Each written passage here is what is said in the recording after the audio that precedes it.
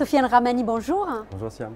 Vous êtes fondateur de Sobo, une marque de vêtements éthiques, et vous avez lancé récemment une boutique éphémère, Sobo et compagnie. Est-ce que vous pouvez nous expliquer en quoi consiste ce concept? Oui, donc Sobo et compagnie, c'est un concept unique qui est éphémère, dédié exclusivement aux produits fabriqués en France. Donc dans la continuité de notre marque Sobo, on a déjà eu une première expérience en boutique éphémère. On s'est rendu compte que les consommateurs avaient besoin d'autres articles que nous on ne proposait pas nécessairement. On s'est dit pourquoi pas réunir d'autres marques qui proposent d'autres produits complémentaires.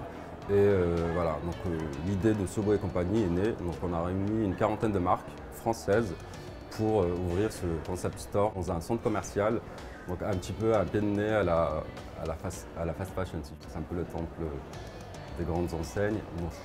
Quand on regarde votre magasin, s'il y a un univers particulier, comment vous avez pensé l'agencement des produits en magasin au vu effectivement de cette multiplicité de marques qui sont présentes? Voilà, comme je le disais, l'idée c'était de créer une synergie entre toutes les marques, vraiment une sorte de solidarité. Donc dès la sélection des marques et surtout des produits de chaque marque, on a voulu des produits complémentaires et non concurrentiels entre eux. Du coup, c'était logique pour nous d'aménager la boutique en ce sens-là. Donc, nous avons créé des univers pour assembler tous les produits. On a en tout 5 univers. Vous retrouvez la mode, vous avez les accessoires, les bijoux, on a l'enfance, on a la beauté et la maison et décoration. Voilà, donc pour donner des exemples très concrets en complémentarité, on a par exemple sélectionné 3 marques de jeans. Il faut savoir que le jean Made in France est le vent en poupe, si je puis dire, en ce moment. Donc on a sélectionné 3 marques. Mais on a veillé à ce que les produits soient complémentaires. Donc chaque marque a une coupe de jean qui est différente. Donc voilà, c'est vraiment le consommateur qui a une certaine morphologie va sélectionner un jean qui lui va.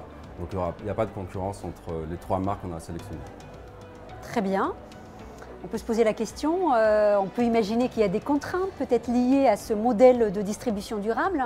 Est-ce que vous êtes optimiste et comment peut-on faire évoluer ce modèle et peut-être le faire perdurer dans le temps? Il y a des contraintes en effet, comme je le disais, la première contrainte c'est l'offre. En tant que jeune marque éthique, on essaie d'avoir déjà une production raisonnée et raisonnable, donc on a des collections assez limitées, donc on ne sort pas 5, 6, 8 collections à l'année. Du coup à un moment donné l'offre est limitée, le consommateur veut quand même consommer, il veut du nouveau. Donc par exemple on a 2 modèles de jeans et une fois que vous avez les deux, on n'a plus rien à offrir. D'où l'idée de réunir toutes ces marques et de proposer vraiment une offre enrichie. Donc déjà la première contrainte c'était ça, le fait de rassembler toutes ces marques. Donc si nous on a cette contrainte, les autres petites marques, on est tous au même niveau, on est tous passés par là, donc ils ont la même contrainte. Et ça rejoint aussi la contrainte du coup financière, parce que c'est un investissement que d'ouvrir une boutique physique. C'est un coût, que ce soit des moyens humains ou financiers. Et le fait de tous se réunir permet justement de pallier à tous ces obstacles. Et je pense qu'ensemble, on peut arriver à faire beaucoup plus de choses que chaque marque toute seule dans un coin. Et vous avez eu des retours? Que pensent les clients de ce modèle? Les clients sont assez contents.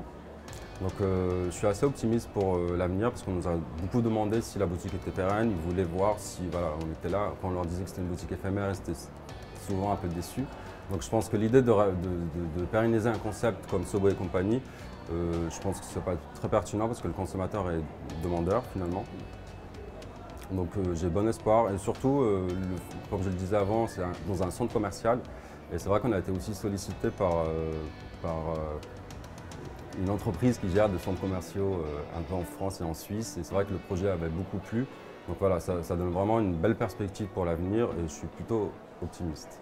Merci beaucoup Sofiane Ramani. Avec plaisir.